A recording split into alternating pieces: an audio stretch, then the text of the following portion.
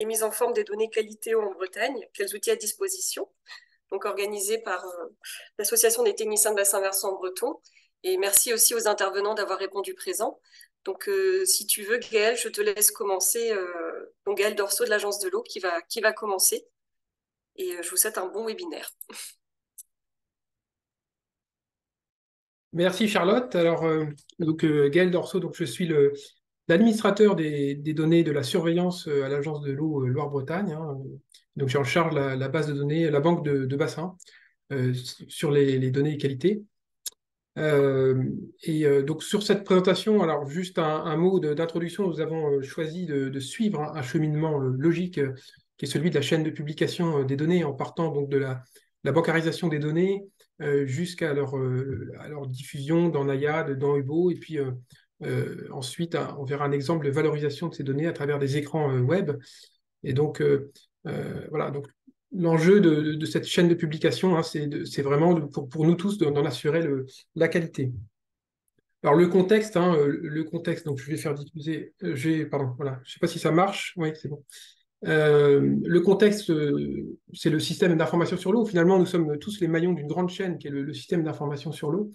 Et voilà, pour prendre un peu de recul, hein, il y a des centaines de millions de données, alors peut-être plus de 600 millions maintenant, et effectivement, une multiplicité d'acteurs, il y a une vingtaine de grandes banques de données, voilà.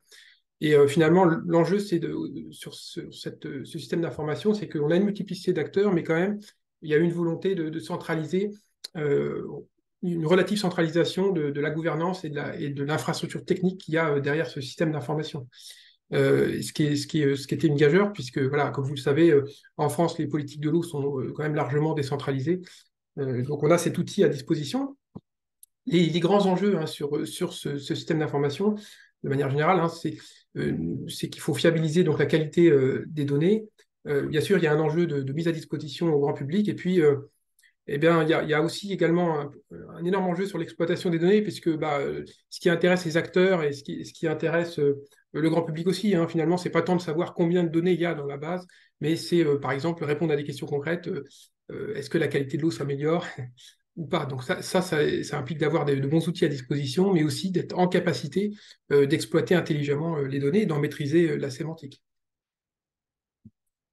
Alors, pour ma part, hein, je vais faire une présentation courte, enfin d'un quart d'heure, où je vais aborder la bancarisation des données, donc avec la nécessaire conformité au référentiel du Sandre. Je vais insister sur ce point pour commencer. Et puis, je vous présenterai la plateforme de dépôt des données de l'Agence de l'eau, que vous connaissez déjà peut-être. Ensuite, on passera rapidement en revue les fichiers d'échange de données, avec les différents formats qui sont acceptés. Et puis, je terminerai avec la diffusion des données de l'agence dans Nayad, ce qui fera la transition avec le point suivant qui sera sur Nayad. Alors d'abord, je voulais revenir, ça me semblait important, sur le langage commun, notre langage commun qui est le Sandre, hein, qui assure je dirais, la centralisation de tous les référentiels sur l'eau. C'est vrai que grâce au Sandre, on a un certain niveau, je dirais, d'alignement à la fois syntaxique et sémantique de toutes nos données. Et cet enjeu d'alignement, il est essentiel pour assurer l'interopérabilité des outils et aussi une bonne utilisation des données. Donc, vous connaissez sans doute tous, hein, déjà le Sandre. Donc, j'ai remis ici le lien. La première étape quand on bancarise une donnée, c'est s'assurer qu'elle est conforme au référentiel du Sandre. Mais, alors, des fois, ça peut paraître un peu laborieux, mais c'est nécessaire pour parler tous le même langage. Alors au centre, il y a des référentiels analytiques, dont j'en ai mis certains que vous connaissez déjà, hein, les paramètres, unités, support, méthode, les taxons, et aussi des centaines de nomenclatures. Et puis il y a des référentiels applicatifs, les réseaux, les intervenants, que j'ai mis ici, les stations de mesure. Alors pour les stations de mesure, c'est un peu spécifique puisque la demande de création d'une station se fait non pas sur le site du centre, comme pour tous les autres référentiels, mais se fait directement via l'agence de l'eau Loire-Bretagne. À noter que jusqu'à aujourd'hui, l'outil qui nous sert à gérer les stations de mesure, ce n'est pas le même que celui qui nous sert à gérer les données qualité. Donc il y a toujours un temps de latence entre le moment où la station est créée et le moment où on peut bancariser la donnée. Puisqu'évidemment, il faut que la station remonte au centre et ensuite il faut qu'elle redescende du centre dans nos outils de gestion. Donc voilà, c'est parfois un peu frustrant. À partir de l'année prochaine, on va tout gérer dans le même outil et donc dans la même base de données. Et donc, il n'y aura plus ce temps de latence. C'est-à-dire que quand une station sera créée, on pourra bancariser directement la donnée.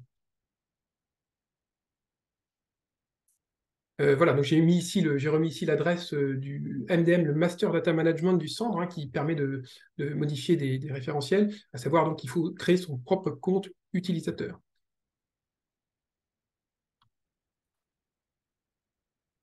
Sur notre site internet, le site internet donc, de l'Agence de l'eau, il y a une page qui est dédiée à tous les suivis qualité sur les cours d'eau et plans d'eau, et sur les eaux souterraines aussi d'ailleurs.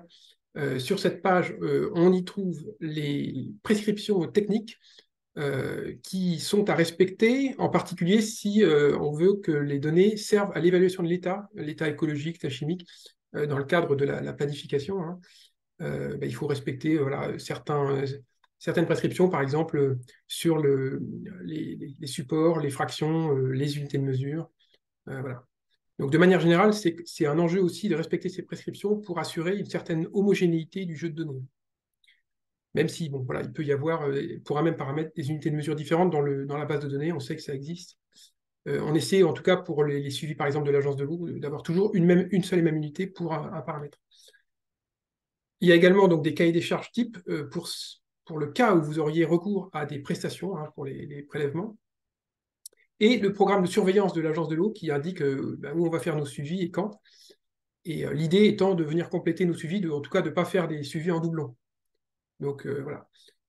Il y a également, donc je l'ai mis en gras, le guide technique de la bancarisation qui reprend tous les éléments dont je vous parle aujourd'hui en détail. Donc c'est vraiment un document important. Il y a tous les formats d'échange également qui sont listés sur cette page avec des exemples, voilà, pour se familiariser avec tous ces moyens techniques de bancariser la donnée. Moi, je suis donc administrateur de données, je suis plus côté base de données, mais j'ai des collègues qui sont spécialisés vraiment par type de milieu, voilà, par type de données. Donc, j'ai remis ici leurs adresses, vous pouvez les contacter en cas de problème. Il y a également les collègues qui sont en délégation, que vous connaissez, chargés d'intervention. N'hésitez pas à vous rapprocher d'eux. Je précise également que pour Sylvain Joly, qui est ici est mis en référence sur le BIOT, il est également en charge du suivi de la politique territoriale des agences de l'eau, de l'Agence de l'eau Loire-Bretagne, pour les aides relatives à la surveillance. Alors, la plateforme de données, on y accède par cette URL. C'est ici la page d'accueil avec une invite de connexion qu'on voit. Et vous avez également, donc, sur la même page, sur notre site internet, je précise, une notice d'utilisation de cette plateforme qui reprend en détail son fonctionnement. Et que je vous invite à télécharger si d'aventure vous devez utiliser la plateforme. Alors d'abord, vous faites une demande de création de compte sur la plateforme, et puis ensuite, nous, on reçoit la demande et votre compte est créé. Vos identifiants vous seront envoyés. Par la suite, donc, quand vous allez sur la plateforme, vous avez accès à un espace qui vous permet de faire un dépôt. Et donc, sur cet espace, voilà comment ça se présente. On choisit le type de données qu'on va déposer, soit l'hydrobiologie, la physico-chimie, après le type de milieu, le support. Et le type d'import, en fait, c'est le format d'import. On va voir après les différents formats d'import qui sont acceptés. Ils sont d'ailleurs détaillés dans la notice. Et puis, il faut sélectionner également le lot de données. Alors, je précise que on peut déposer un dossier zip avec dedans plusieurs fichiers d'un même format. Par contre, on ne peut pas déposer plusieurs fichiers d'un format différent dans un même zip. Par exemple, pour l'hydrobiologie, les listes sont à déposer dans un envoi spécifique à part des fichiers de soutien. Alors que les deux relèvent de la même opération de prélèvement hydrobiologique. Alors, il faut faire quand même deux dépôts séparés. Alors, le traitement du dépôt en base, donc c'est tout simple. La plateforme reçoit le fichier et puis elle va effectuer un certain nombre de contrôles. On va voir après lesquels. Et en fonction de ces contrôles, eh bien, vous allez recevoir un message qui va vous dire si c'est bon ou si c'est pas bon. Nous, on est notifié de notre côté de ce qui se passe sur la plateforme. Alors, sur la plateforme, il y a aussi un espace pour suivre les dépôts, la consultation des dépôts. Donc, chacun des déposants peut consulter ses propres dépôts, et puis nous pouvons consulter l'ensemble des dépôts, évidemment. Et vous voyez à droite le code couleur qui signale les différents états possibles d'un traitement. Donc, en attente, en cours, refusé, accepté partiellement ou validé. En sachant que quand la demande a été traitée, vous recevez un mail qui vous dit si c'est refusé, accepté partiellement ou validé. Ce qui est très important, c'est de télécharger le rapport d'import. Alors, même dans le cas où l'import est validé, car il peut contenir certaines informations. Donc voilà, ça c'est essentiel, notamment dans le cadre de doublons, des doublons qui peuvent être repérés par la plateforme d'import. Alors, il peut s'agir de vrais doublons ou de faux doublons. Donc, effectivement, sur ces doublons, en fait, il peut arriver que pour un même, enfin, qu'on puisse faire deux prélèvements pour un même paramètre le même jour sur la même station avec le même producteur, mais à une heure différente, avec deux résultats de mesure différents. Pour autant, la règle de gestion dans la plateforme de dépôt, c'est de considérer qu'il s'agit de doublons. Alors, dans ce cas-là, ce qui se passe, c'est que la deuxième donnée va écraser la première. Donc ça, c'est important de le savoir, par exemple, pour choisir la donnée qui va aller en base. Donc ça c'est une information qui est disponible dans le rapport d'import. Alors les contrôles, il y en a deux grands types de contrôles pour valider les données. Donc les contrôles qui sont faits par la plateforme de manière automatique, des contrôles de conformité de syntaxe et des contrôles de conformité au référentiel du centre et au scénario du centre. Et puis, une fois que la donnée est en base de données, l'agence de l'eau peut être amenée à faire des contrôles de validation, des contrôles métiers, qui vont venir ensuite se faire une fois que la donnée est en base. Donc, c'est des contrôles de doublons, des contrôles de bornes également, des contrôles interparamètres. Alors, les bornes, ce sont des bornes qui sont calculées par des méthodes statistiques basées sur l'écart interquartile, en sachant qu'on a des bornes par paramètre et des bornes par station qui se basent sur des chroniques de stations. Et qui sont plus fines que les bornes par paramètre, qui ne sont pas adaptées au contexte.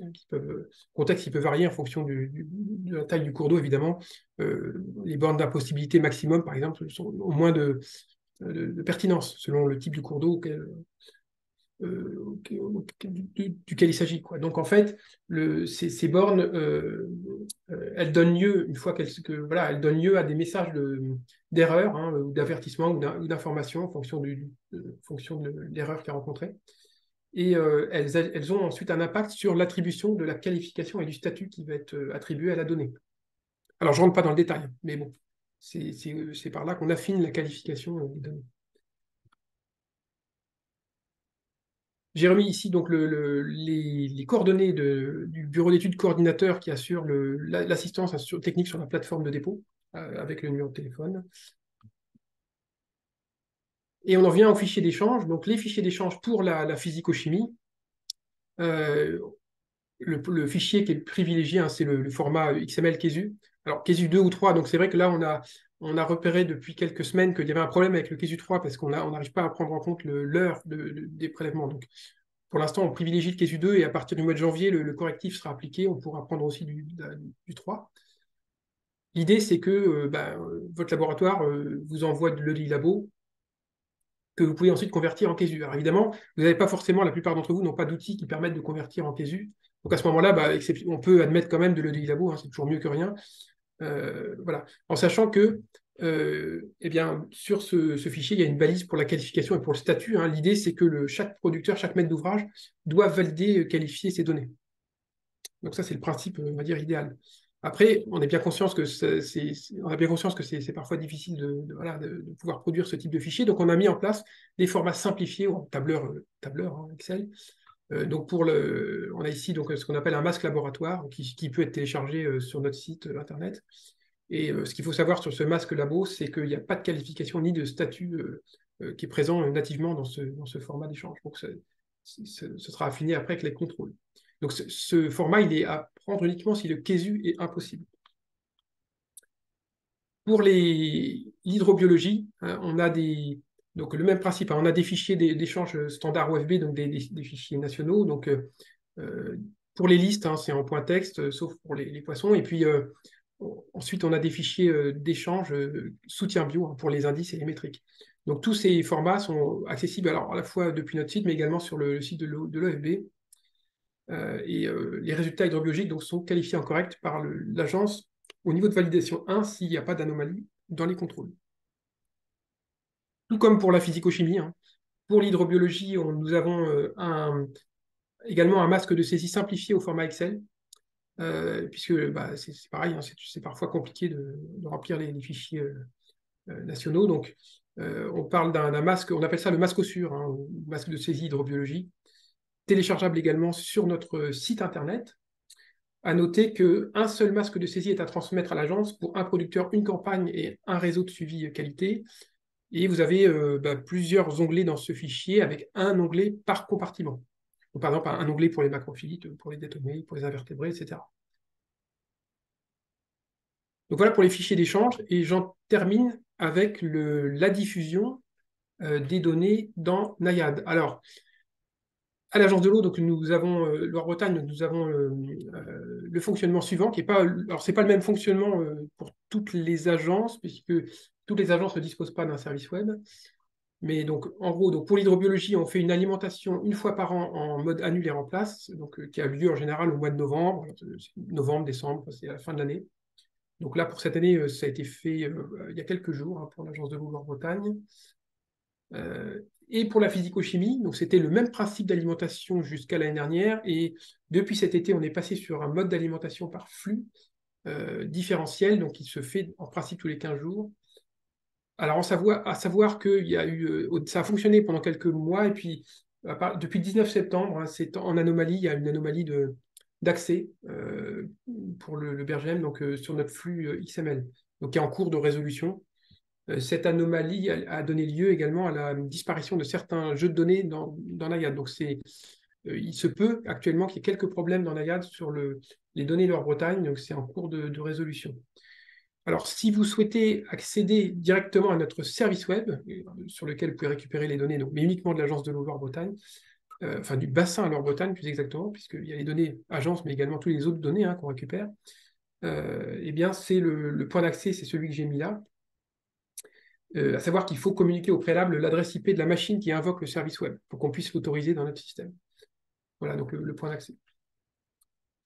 Et donc Naiad, voilà, donc je vais laisser la parole ensuite à mon collègue de l'OFB, Rémi Escaf, hein, qui suit le projet Naiad et qui va vous présenter un peu la plateforme qui vous permet donc d'accéder à toutes les données sur tout l'historique, pas seulement donc de l'agence, mais au niveau vraiment national.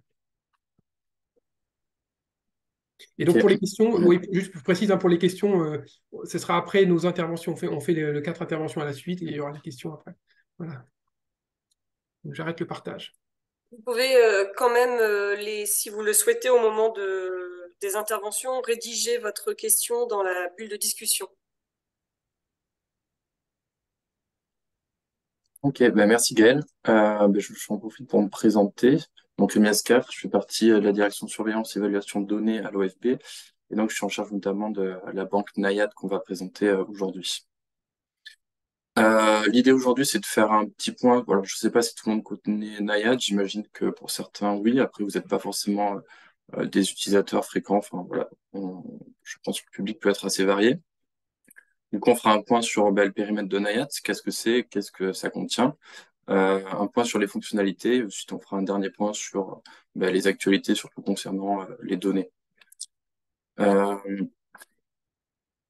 alors, petite présentation générale. Déjà, dire que Naiad, c'est un projet qui est copiloté OFB BRGM. Donc, le BRGM plutôt pour la partie technique, AMOA, et l'OFB pour la partie métier. L'objectif de Naiad, c'est de mettre en fait à disposition les données en un point unique, voilà, de disposer d'interfaces simples pour permettre la sélection et l'extraction des données, d'avoir une vision fidèle des données des banques de référence. Ça, c'est une notion qui est assez importante, mais on y revient un tout petit peu plus tard. Avoir une certaine rapidité d'accès à la donnée. Et puis, voilà, on sait très bien, on n'est pas sur des données forcément qui sont grand public, on s'adresse plutôt à un public averti ou expert. On a 4 thématiques, grandes thématiques qui sont diffusées par Naiad. Donc l'hydromorphologique, donc qui concerne tout ce qui va être les caractéristiques et la morphologie des cours d'eau, l'écoulement, le débit, etc. L'hydrobiologie, donc avec les résultats d'inventaire d'espèces, calcul d'indicateurs, etc. Les températures et la physico-chimie, donc avec l'analyse et la concentration des substances. On a des producteurs de données qui peuvent être, voilà, enfin, soit un ou plusieurs en fait par thématique, qui peuvent être donc des agences Office de l'eau ou l'ADL Mayotte, au cas particulier de Mayotte, mais aussi d'autres acteurs comme par exemple l'INRAE et l'OFB aussi qui pilote certaines banques de référence en propre. Revenir sur la notion de banque de référence, c'est une notion qui est assez importante. Une banque de référence, c'est quoi en fait? C'est une banque qui va garantir la qualité des données, donc leur exhaustivité, leur intégrité, qui va effectuer aussi les contrôles qualité comme l'a présenté Gaël juste avant, et aussi la sécurité des données, donc tout ce qui va être historisation et sauvegarde. Donc tous les producteurs de données qu'on a mentionnés avant, en fait, sont des banques de référence pour leur thématique et garantissent cette qualité et sécurité des données. Nayad, c'est pas une banque de référence en soi. Donc, en fait, c'est vraiment un genre de relais, en fait. On ne fait qu'exposer les données des banques de référence tout en garantissant que les données qui sont bancarisées par les producteurs soient les mêmes que celles qui sont diffusées au grand public. Donc, Nayad n'effectue aucun traitement sur les données voilà, durant la chaîne d'alimentation. Actuellement, dans Nayad, on a 11 producteurs pour la physico-chimie, donc les agences de l'eau, Office de l'eau et l'ADL Mayotte. Pour l'hydrobiologie, un peu la même chose, sauf qu'on a aussi ASP, qui est responsable des données poissons cours d'eau pour la métropole, et on a aussi l'INRAE, qui est responsable des poissons plans d'eau pour la métropole.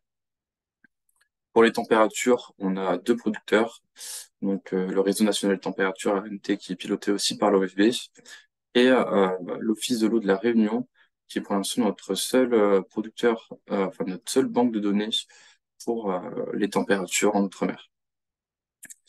Et enfin, donc, pour l'hydromorphologie, on a une banque qui est Caris. Voilà, pour une présentation un peu générale. Au niveau des principes d'alimentation, donc Gaël en a parlé un petit peu juste avant, on va avoir 3 types d'alimentation de données dans Nayad, des échanges homme-machine, donc à travers nos campagnes annuelles d'alimentation des données dans Nayad. Donc si on prend physico-chimie et hydrobiologie, c'est des campagnes qui vont commencer environ en septembre pour s'étaler jusqu'à la fin de l'année. Et donc, ces échanges homme-machine, ils vont concerner des dépôts de fichiers CSV conformes au CASU CSV bio et physico-chimie. Rémi, je me permets de te couper. Tu peux mettre en plein écran? Je peux, mais j'ai un petit problème, c'est pas hyper confortable pour moi, mais je peux essayer. Ok, Euh, merci. je vais reprendre le partage.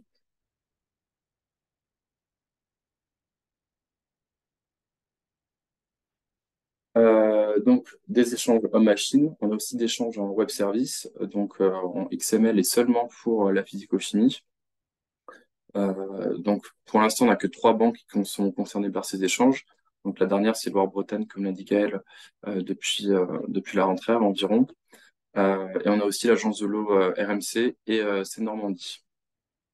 En fait, là, le gros avantage, c'est qu'en fait, ça soulage notamment les producteurs de données qui n'ont pas besoin de générer des fichiers tous les ans et qui peuvent aussi être très volumineux.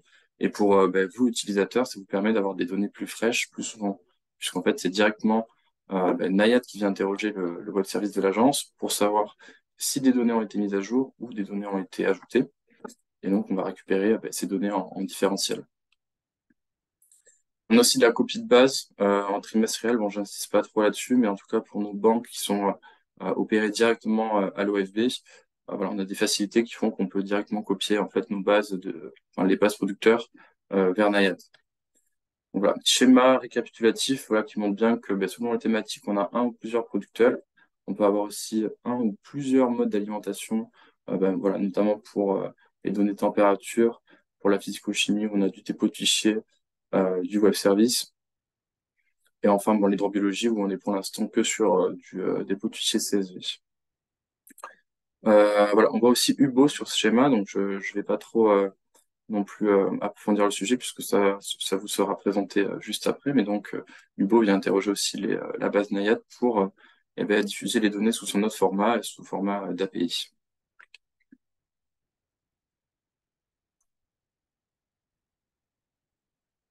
Petit tableau aussi récapitulatif pour un peu avoir des ordres de grandeur entre les différentes thématiques qui sont diffusées.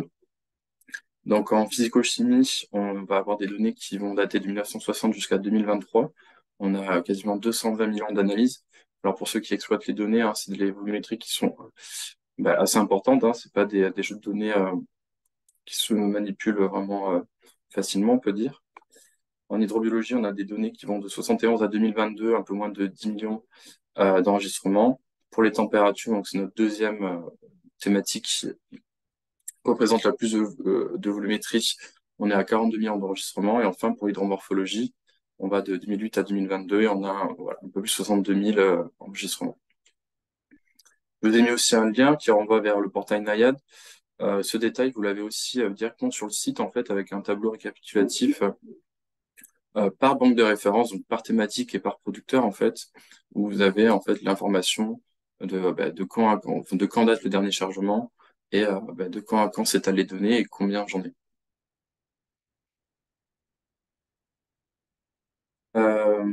Petit point sur les fonctionnalités du site. Voilà, je pense que la plupart d'entre vous doivent déjà connaître un petit peu, donc je vais pas trop euh, voilà, m'étendre sur le sujet. Je veux dire que pour la recherche, voilà, on a de la recherche qui est multicritère, donc géographique, temporelle, par type de résultat, aussi en termes de qualité de la donnée, donc avec la qualification, le statut. La recherche qui est conviviale, donc avec la saisie intuitive, des critères qui peuvent être cumulatifs aussi, donc des prévisualisations des résultats. Pour la consultation, vous avez plusieurs points de vue, la répartition cartographique des résultats, la liste des opérations, des indices ou des résultats d'inventaire, et puis aussi vous pouvez consulter le détail d'une opération particulière. Au niveau des exports, ils sont homogènes sur tout le territoire, donc c'est aussi l'intérêt d'avoir un site qui concentre la donnée de plusieurs producteurs, c'est que quand vous les téléchargez, quel que soit le producteur, vous allez avoir le même format en sortie. Elles sont accessibles donc depuis les pages de consultation. Vous disposez aussi de fichiers France entière qui sont mis à jour régulièrement. Et voilà. Aussi en termes de documentation, voilà, on fait l'effort de documenter les pages et de donner des liens pardon, vers les fiches du Sambre concernées.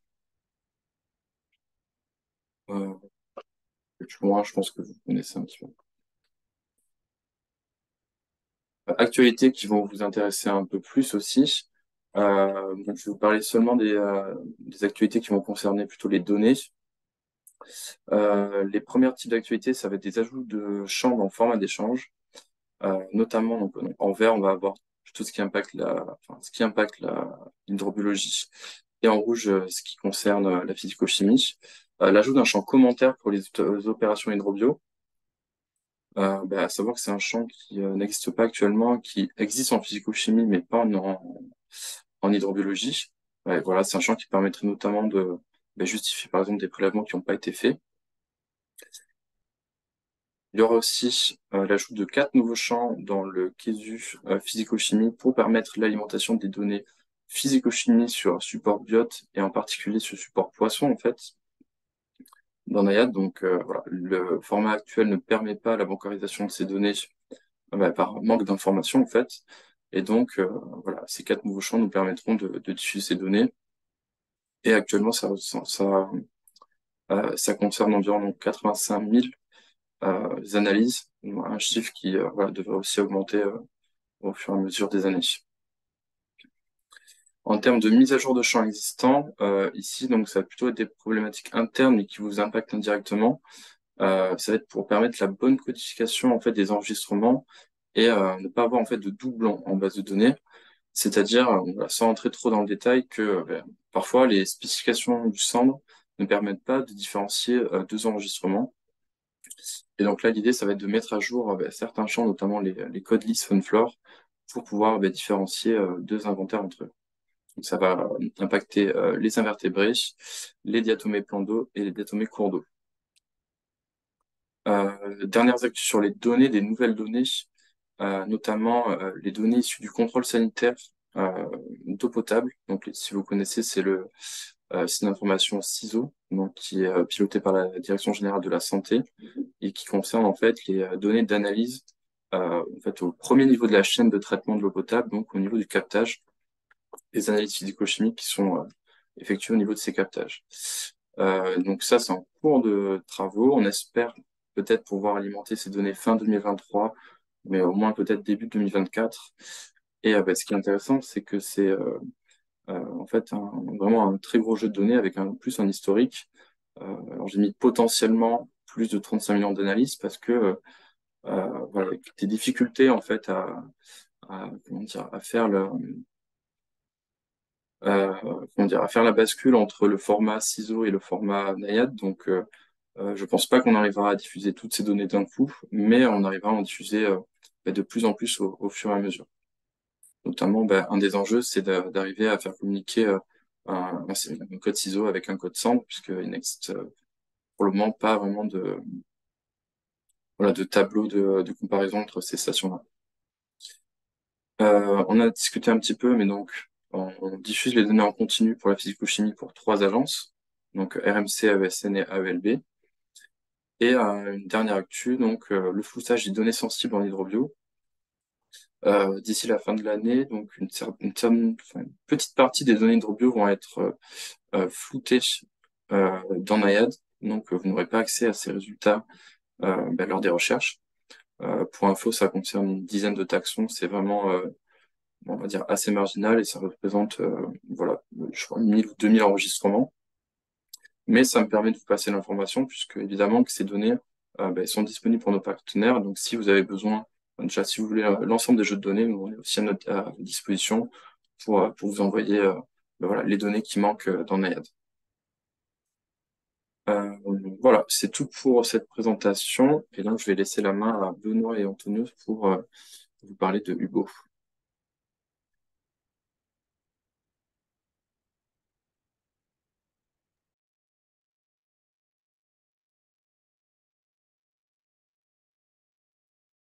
Euh,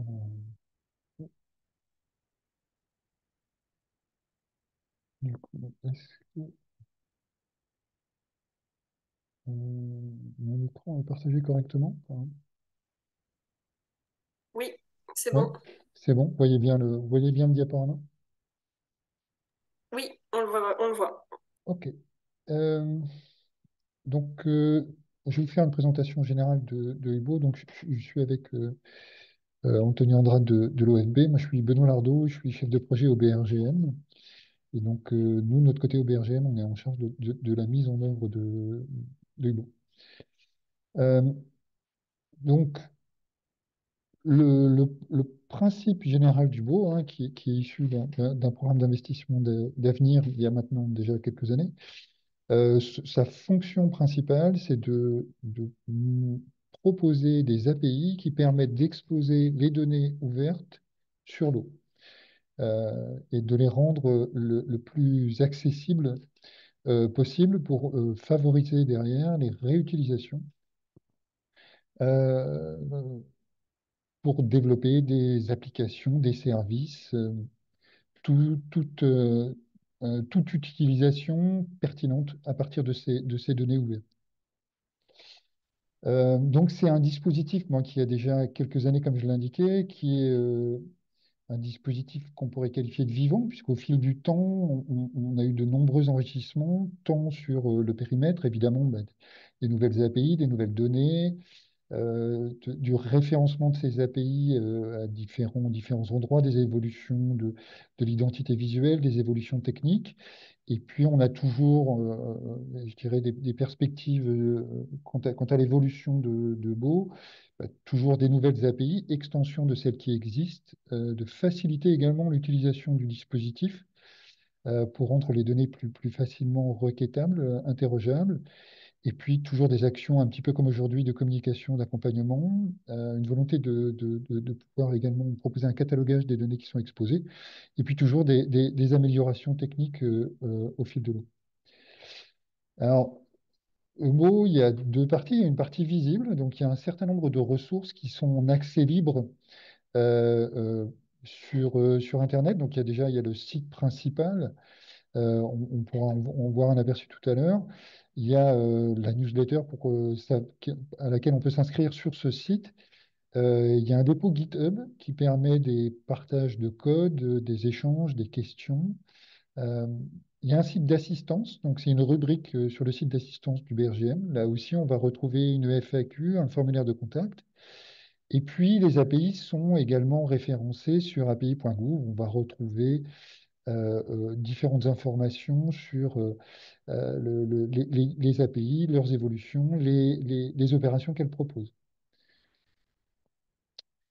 Euh, alors, la partie qu'on ne voit pas, c'est que derrière Eubo, il y a une très grosse infrastructure technique qui est hébergée au BRGM, qui met en œuvre beaucoup de machines et également un certain nombre de technologies différentes, puisque chaque fonction qu'on doit assurer derrière peut faire appel à des composants qui sont très spécifiques. Donc, on a une partie éditoriale avec Drupal, je ne vais pas les détailler, mais on utilise du Java, on indexe avec du Solaire, il y a un composant Big Data, différentes technos, après d'ingestion, valorisation, de supervision, et ainsi de suite. Ce qui permet quand même d'avoir une capacité à traiter plus de 20 requêtes par seconde.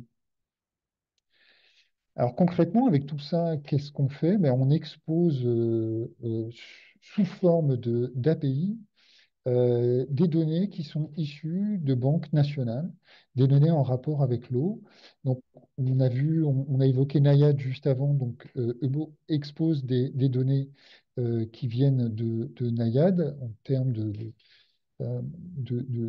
qualité des eaux, mais on a également des données qui viennent de la base Onde pour les écoulements, des données qui viennent des données d'hydrométrie puisqu'il y a une partie de Eubo qui est réalisée en partenariat avec le CHAPI.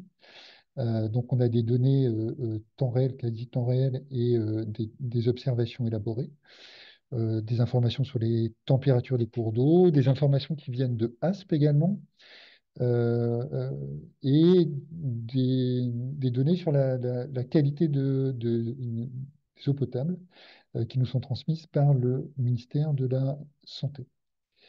Et concrètement, qu'est-ce qu'on fait avec ces données? Bien, il y a un certain nombre de réutilisations. Là, j'en ai mis quelques-unes. Elles sont détaillées. Il y a une rubrique sur le site web du BO qui les présente plus en détail. Euh, alors, hop, je, je passe dessus rapidement. Donc là, vous pourrez voir, si vous voulez avoir une idée un petit peu des réutilisations qui sont faites derrière. Il y a une vignette et après il y a une fiche qui explique ce qui a été fait avec les données, avec les API. Mais on voit que ça peut être intégré à des outils de gestion, comme par exemple l'outil aquatique qui est proposé par Aquascope, ou plus dans des fonctions d'analyse ou de rediffusion, voire de prévision. Concrètement, qu'est-ce qu'on va trouver sur les sites du BO? Ben, pour chaque API, on va trouver une page qui va vous présenter l'API pour savoir, toute une partie description qui permet de savoir ce que fait l'API, quelles sont les données qu'elle expose, quelles sont les limitations qui sont associées, les formats proposés, les opérations qui sont associées. Puis on a une deuxième partie avec ce qu'on appelle la console qui va permettre de tester l'API de façon manuelle, tester les différents paramètres. On a tout un tas d'explications sur quels sont les paramètres qu'on peut passer, quelles sont les valeurs qui sont attendues. Et puis la dernière partie qui donne le modèle, qui permet de savoir quelles sont les informations que l'API va retourner. Voilà concrètement ça ressemble quand on veut tester les différents paramètres de l'API et ce qu'on a derrière. Alors comme ça paraît un petit peu abrupt. Et en fait, ce qu'il faut avoir en tête, c'est que Eubo sont des API. Donc la cible, c'est une automatisation. C'est-à-dire que ce sont des données structurées qui sont exposées pour être lisibles par des programmes. Donc on passe des paramètres dans l'URL et ça retourne, suivant les cas, soit un fichier CSV, soit des fichiers JSON ou GeoJSON, soit des fichiers XML. C'est uniquement dans le cas de l'hydrométrie où là on a des fichiers XML qui sont conformes à un format Sandre. Les autres données sont construites en s'appuyant sur les codifications du Sandre, mais pas sur le format d'échange du Sandre. Il y a quelques limitations qui s'accompagnent du requêtage. Par exemple, un nombre maximal de réponses que l'API peut retourner. Donc, ça veut dire que quand on est dans une logique de requête volumineuse, on veut couvrir tout un territoire, on veut couvrir une plage de temps assez longue. Voilà, il faut penser à faire un découpage et à faire un requêtage en plusieurs étapes. Donc concrètement, un appel à l'API Ebo, voilà, je vous ai donné un exemple en dessous qui permet d'aller rechercher toutes les stations ondes pour une région donnée et les informations seront retournées euh, par paquet de bus. Voilà. Donc, ça n'a pas vocation à être utilisé. Alors, c'est tout à fait utilisable directement par un utilisateur de façon, je dirais, manuelle. Mais ce n'est pas la vocation première du système. L'idée, c'est de pouvoir construire des services et de pouvoir consommer cette donnée de façon intégrée, automatisée. Alors, pour ce faire, il y a un espace sur la partie GitHub, je l'ai évoqué tout à l'heure, qui permet d'avoir des exemples de code qui ont pu être réalisés dans différents langages, R, Python, PHP, des exemples de mise en œuvre, des démonstrateurs, voilà, qui permettent de voir concrètement l'utilisation qui peut être faite. Et alors là, le code est téléchargeable, hein, l'exemple est téléchargeable. Euh, euh, donc, et qui permet du coup de se l'approprier et de construire soi-même des idées de réutilisation associées aux différentes API. Voilà, je vous ai remis là les quelques ressources clés et les points de contact.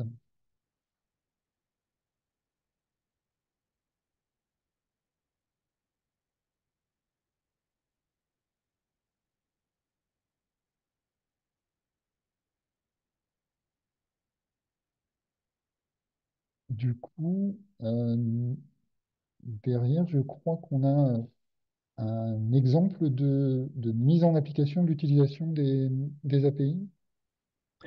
Oui, bah oui, je vais prendre le relais. Euh, si tu as fini, je voulais présenter la façon dont l'Observatoire de l'environnement en Bretagne utilise ces différentes sources de données pour fournir des indicateurs à l'échelle des territoires bretons. Juste prendre le temps de partager l'écran. Vous voyez bien mon écran? OK. Oui, Donc, je suis Timothée Bess, je suis le chargé des projets eau à l'Observatoire de l'environnement en Bretagne. C'est une structure qui représente en fait le service public de la donnée environnementale en Bretagne au service des territoires. Sa mission, c'est de centraliser, de traiter, de valoriser, de diffuser auprès des territoires et des gestionnaires les données de référence sur l'environnement. C'est une structure qui a été fondée en 2007 par l'État et la région et qui est rejoint depuis 2 ans par des collectivités locales, 23 EPCI, 2 départements et un établissement public de bassin pour la Vilaine. C'est une structure qui est multithématique. Moi, je travaille sur l'eau, mais j'ai aussi des collègues qui travaillent sur les thématiques des déchets, des paysages, de la biodiversité, de l'énergie, de la biomasse, mais aussi du climat et de l'adaptation, dont notamment les questions d'impact du climat sur le cycle de l'eau. Pour ce qui est de la thématique de l'eau, la plupart des indicateurs sont synthétisés parmi les collections de documents de l'Observatoire, les données analyses. On a sorti en début de 2023, l'édition 2022 des chiffres clés de l'eau en Bretagne qui permettent voilà, de présenter pour chacun des sujets pour lesquels on a des jeux de données, l'état, voilà, la situation et les indicateurs principaux pour la Bretagne, avec notamment tout un chapitre sur les différentes pollutions et la qualité de l'eau de manière générale. Euh, j'ai, j'ai- il y a différents formats en fait avec lesquels on diffuse cette information sur le site de l'Observatoire. En premier lieu, l'idée, c'est de mettre à disposition des jeux de données en open data qui sont pas forcément les données brutes des analyses, bien sûr, mais plutôt les indicateurs qui sont calculés à l'échelle des territoires ou sur une année, les tendances, etc., ce qui permet de produire des cartes et des graphiques à l'échelle d'un territoire. On a donc aussi une collection, 35 collections cartographiques autour de la thématique eau qui permettent de, voilà, de télécharger directement au format PDF des cartes détaillées et présentées sur ces sujets-là actualisé en même temps que les jeux de données mis à disposition. Et si on veut pouvoir explorer ces données à l'échelle de son territoire ou sur des années différentes, voir les indicateurs de manière très visuelle, on a une vingtaine de data visualisation, de tableaux de bord qui permettent en fait, d'utiliser plusieurs filtres pour visualiser, agréger ces données-là. L'idée, c'est que ces différents formats et tout ce qui est produit sur le portail de l'OEB puissent servir des différents publics. On a une partie un peu de diffusion des connaissances à travers une documentation qui référence les rapports locaux ou régionaux qui peuvent servir directement, euh, voilà, des rapports d'études qui peuvent servir pour des utilisateurs plus techniques et vers les élus, le grand public, on a une série d'articles et de dossiers web qui permettent voilà, d'apporter un peu un point de vue, une explication plus pédagogique sur ces différentes thématiques. Et dans une partie plus d'accès direct aux données, de réutilisation, on a vers les acteurs des territoires, on produit des infographies qui permettent d'avoir une information synthétique réutilisable sur un sujet en particulier, de manière très graphique. Et puis, ces différents tableaux de bord et ces jeux de données en open data pour pouvoir réutiliser, sortir des chiffres clés à l'échelle de son territoire, par exemple, pour rédiger une introduction sur un document de planification, par exemple.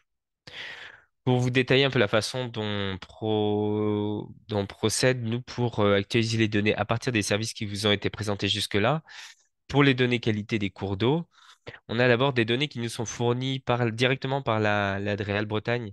Ce sont les données de suivi des bassins versants, qui nous les fournit parfois en parallèle de la fourniture de ces données auprès de Nayad. On le reçoit au format KESU, justement, qui vous a été présenté tout à l'heure. Là, on verra en général au mois d'août.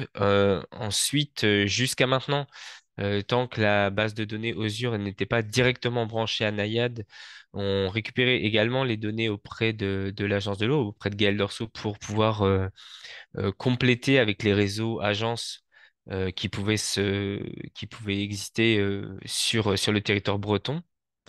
Et enfin, en interrogeant directement l'API Hubbo, on allait chercher les données de Nayad qui pouvaient voilà, compléter éventuellement les données qui n'auraient pas été récupérées jusque-là via les deux précédentes sources.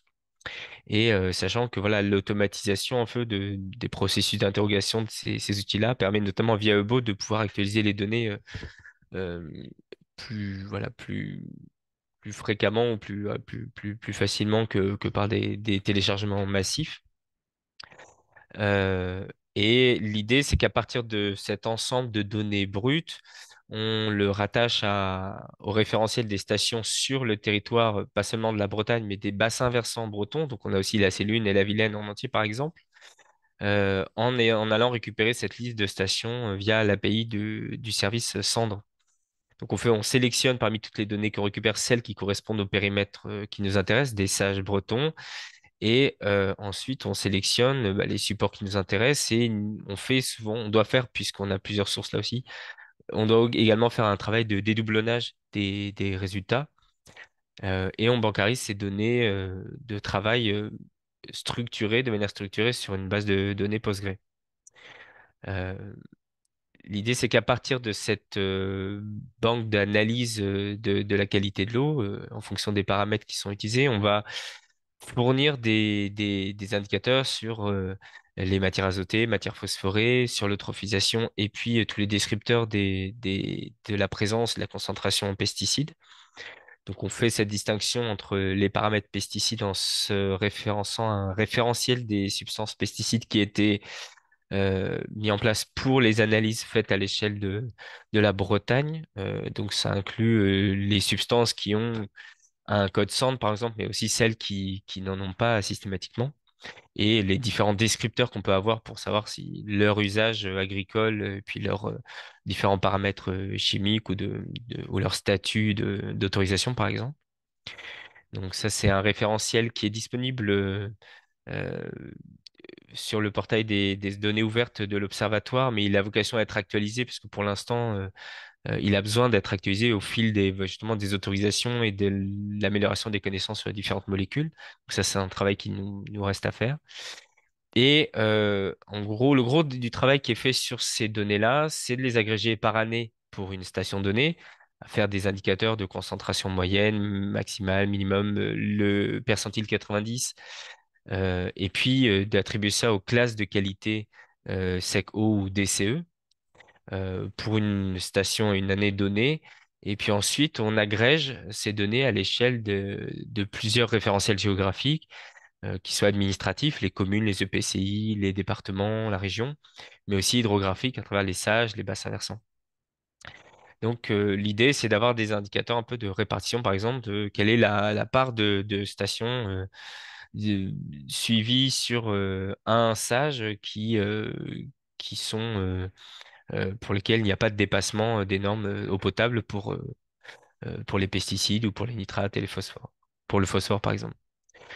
Et ces indicateurs-là, on a plusieurs façons de les mettre à disposition, comme je vous ai dit, soit sous forme de fichiers de données valorisés en open data, soit sous forme des cartothèques que je vous ai présentées, ou des tableaux de bord data visualisation. Pour vous montrer à quoi ça ressemble, on a par exemple l'exemple des nitrates dans les cours d'eau bretons. En haut, on a une série de filtres qui permet de choisir le paramètre, ça peut être nitrate, ammonium, par exemple, ou nitrite, l'échelle de territoire qui nous intéresse, est-ce que c'est un SAGE, est-ce que c'est une EPCI, de le choisir pour filtrer les données qui sont présentées. Et ça veut dire qu'ensuite, une fois qu'on a fait ces filtres-là, tous les graphiques qui sont présentés sont filtrés et rapportés à ce territoire-là. Donc on a là un graphique de l'évolution des concentrations, du percentile des concentrations de nitrate, les notes, les classes de qualité représentées sur voilà, la répartition géographique des stations. Et puis, en bas, la synthèse un peu des prélèvements qui ont été faits sur une station donnée, avec l'historique des dépassements éventuellement pour chaque prélèvement. Pour ce qui est des pesticides, par exemple, on retrouve un peu la même présentation avec en haut des filtres qui permettent de sélectionner les données. Et on a, par exemple, les 15 substances les plus quantifiées sur le territoire, la répartition de ces substances par type d'activité pesticide, un tableau de synthèse et puis des taux de dépassement de normes pour, euh, pour un territoire donné, euh, soit les normes toutes substances confondues, soit les normes par substance. Et on a une page comme ça pour cette synthèse à l'échelle d'un territoire, une page de synthèse pour une station donnée et une page de synthèse à l'échelle enfin une page de synthèse sur une substance donnée où on peut voir bah, sur quelle station cette substance a été quantifiée, quelle est l'évolution du nombre de fois où elle a été cherchée, du nombre de fois où elle a été quantifiée, et puis les taux de dépassement des normes pour cette substance en particulier et pour le territoire sélectionné.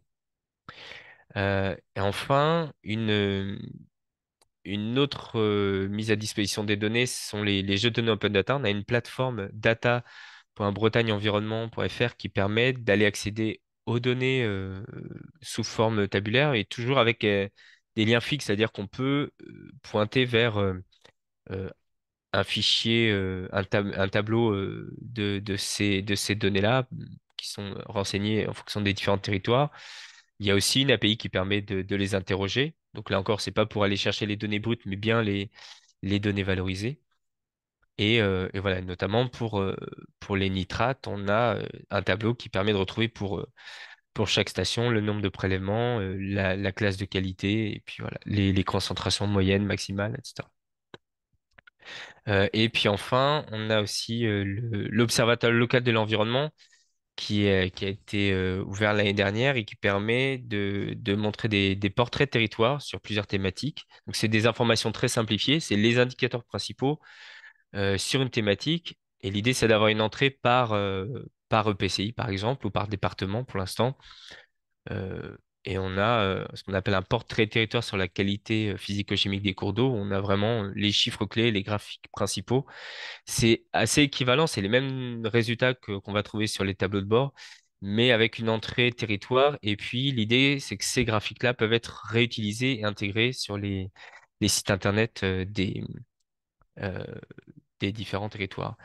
Je vous ai fait un tableau avec l'actualisation des différents jeux de données et les formats auxquels on peut y accéder, mais j'imagine que cette présentation sera disponible ensuite sur le site de la TBVB.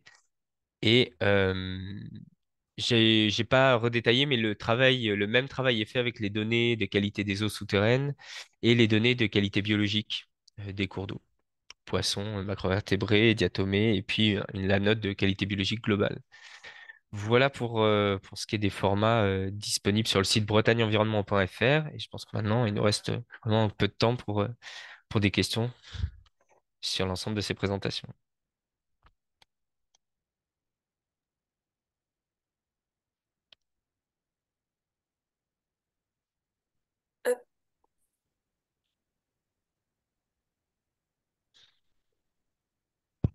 Pour les questions, vous pouvez aussi désactiver vos micros.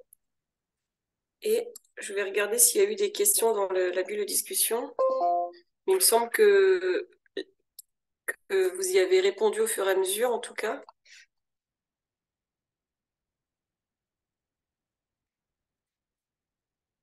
Rémi, tu veux dire ta question ou pas? J'avais une question que j'ai pas notée dans le chat qui était pour Gaël concernant l'outil pour donc déposer en fait les données pour les bancariser au sein de la Banque Loire-Bretagne. Est-ce que c'est un outil qui est utilisé seulement pour les données qui sont produites par des producteurs externes et qui veulent par exemple diffuser leurs données sur Naiad ou quoi que ce soit, ou est-ce qu'en fait la totalité des données qui sont produites qui vont être bancarisées passe par cet outil finalement? Ouais, alors en fait, c'est la totalité, parce qu'il y a les données des partenaires, des déposants qui sont financés par l'agence, mais aussi les données que nous produisons, nous les faisons rentrer par le biais de cette plateforme. Donc, c'est censé vraiment tout prendre. Euh, alors, sauf cas particulier, je réfléchis, mais je n'en ai pas en tête. Non, effectivement, c'est vraiment le but, hein, c'est que cette plateforme devienne vraiment le point de passage unique et puis qu'on arrive à faire tous les contrôles, à automatiser tous les contrôles via cette plateforme. Et donc, c'est une plateforme qui est aussi utilisée par l'agence Seine-Normandie, mais pas par les autres agences pour l'instant.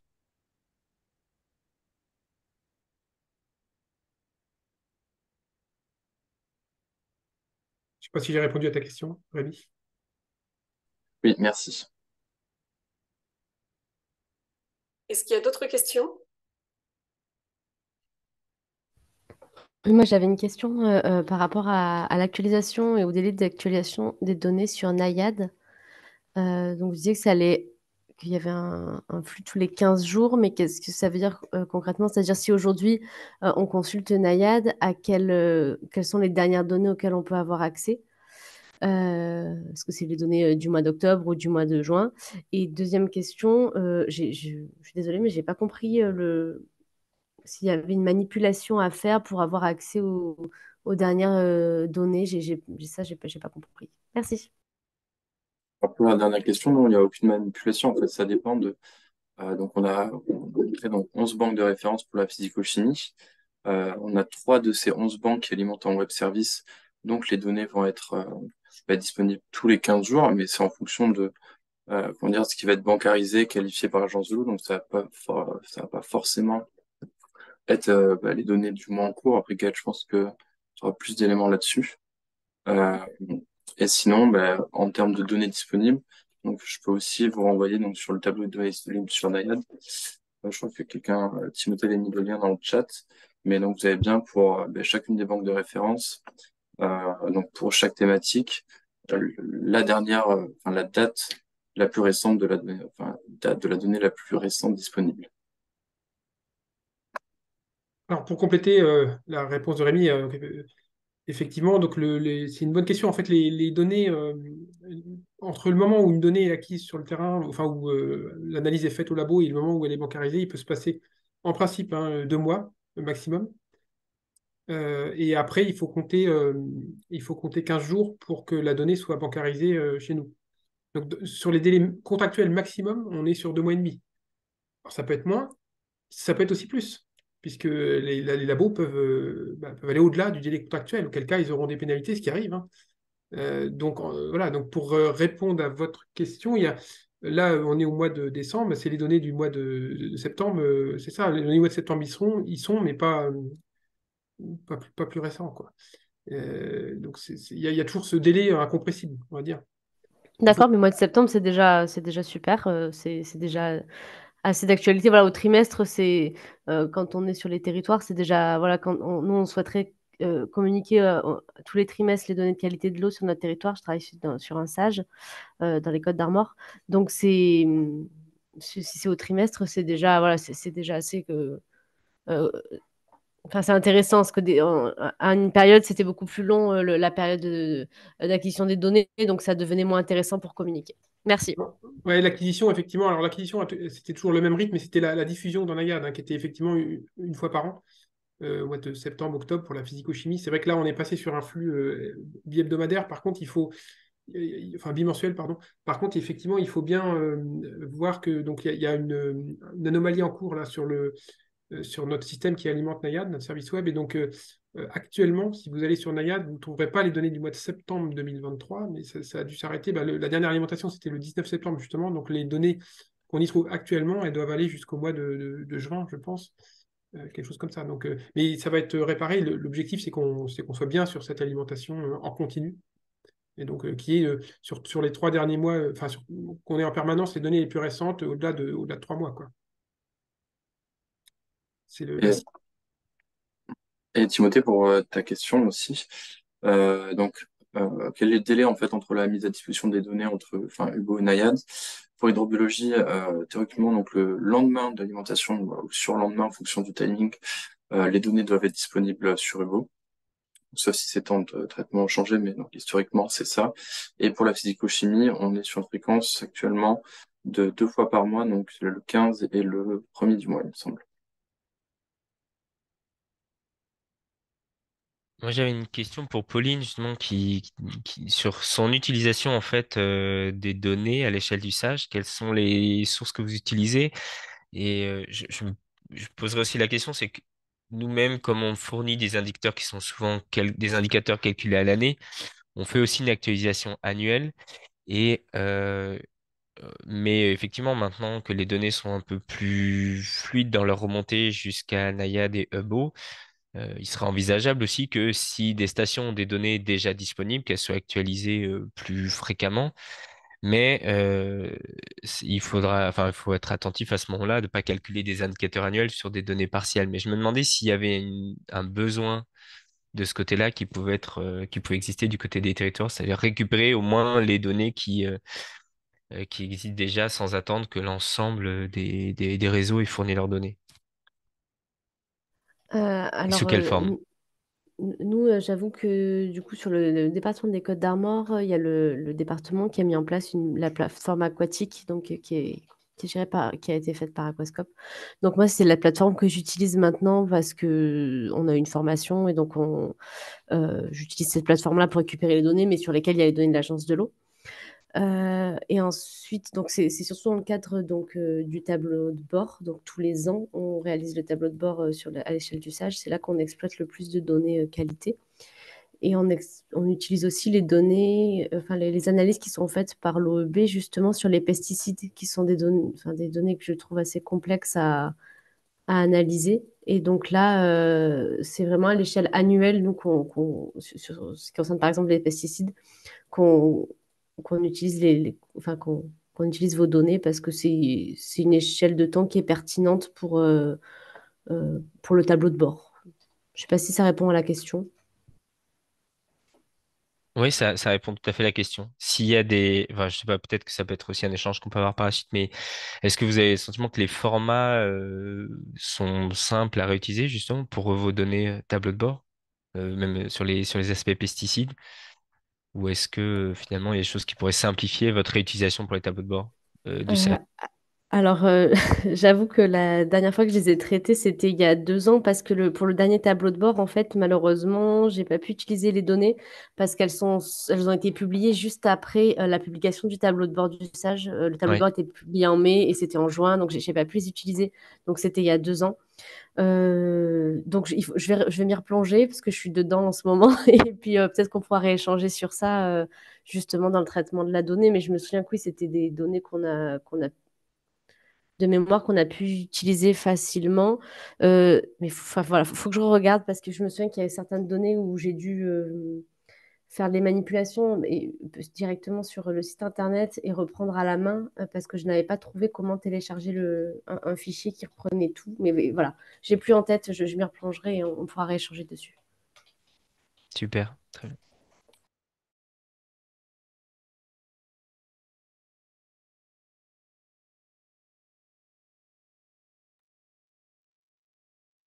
Il y a d'autres questions?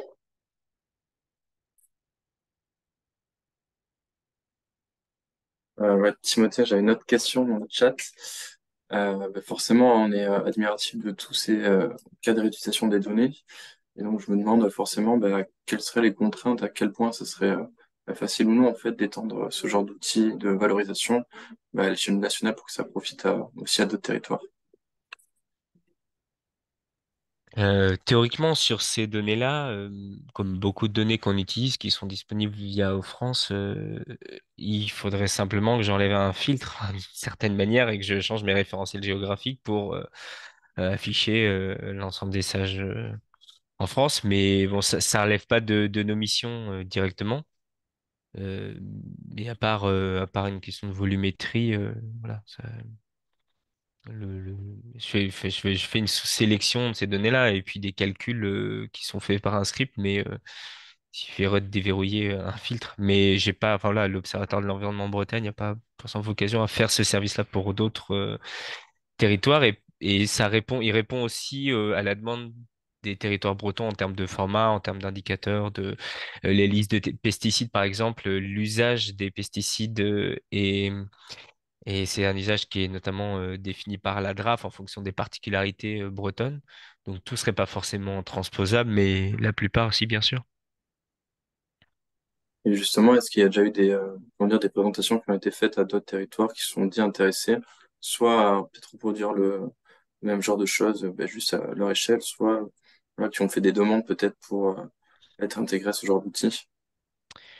Euh, on n'a pas vocation à intégrer d'autres territoires que la Bretagne sur enfin, dans le cadre de l'observatoire, mais on est en contact avec d'autres observatoires qui font le même travail, notamment dans les Pays de la Loire, il y a l'observatoire Théo qui vient de recruter deux personnes pour développer une mission eau sur les Pays de la Loire. Donc, on les a rencontrés pour pouvoir leur expliquer justement nos méthodes, nos outils. Merci.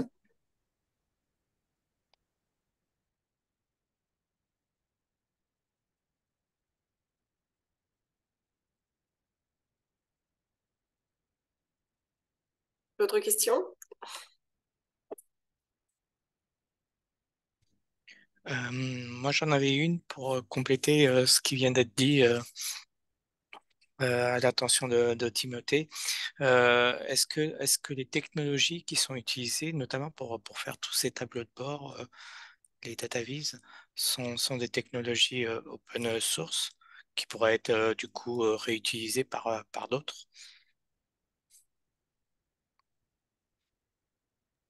Alors, plusieurs choses en soi. Le logiciel qu'on utilise pour faire les traitements de données, alors historiquement, c'était Talend Open Studio, qui est un logiciel open source, libre, mais qui a été remplacé depuis par FME, qui est un outil qui est plus ergonomique, plus fluide à utiliser et qui a aussi des fonctions de traitement géographique que n'a pas Talend Open Studio, pas de manière aussi simple. Mais celui-ci est un logiciel commercial, mais une partie enfin, de certains de mes collègues utilisent très bien R en fait pour faire ce type de récupération, collecte, traitement et puis écriture en base de données. Ça peut très bien se faire sous R. surtout maintenant qu'il y a pas mal de packages qui simplifient ce genre de traitement de données. Et ensuite, le logiciel qu'on utilise pour les tableaux de bord interactifs, c'est Tableau.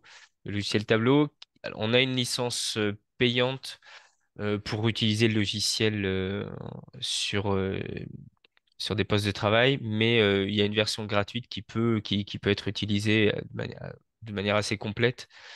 Simplement, on ne peut pas enregistrer le travail sur un poste, mais on enregistre systématiquement sur un compte en ligne.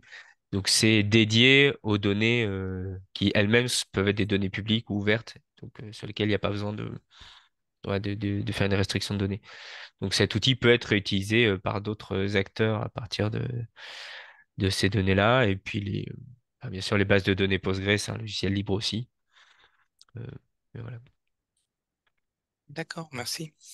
Mais on n'a pas forcément ce qui serait le plus transposable, ça serait de développer des packages R Shiny qui fassent ce travail-là et qui puissent être déployés sur par n'importe quel utilisateur sans forcément avoir la structuration de données qu'on a nous ici à l'Observatoire.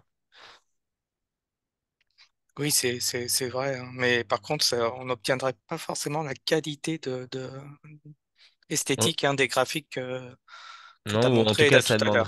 ça demanderait beaucoup, beaucoup de temps aussi pour voilà, atteindre un peu ce format de présentation-là avec des outils comme Shiny, je pense. Mais c'est possible aussi, mais c'est du temps de développement qu'on n'a pas forcément nous en interne. D'accord, merci.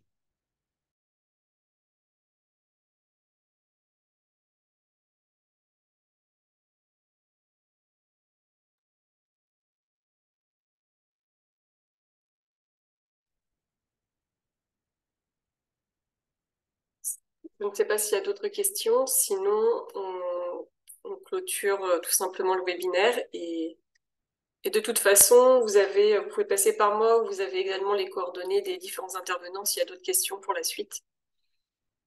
Et je rappelle que le webinaire a été enregistré, donc il sera disponible en replay à partir de la semaine prochaine.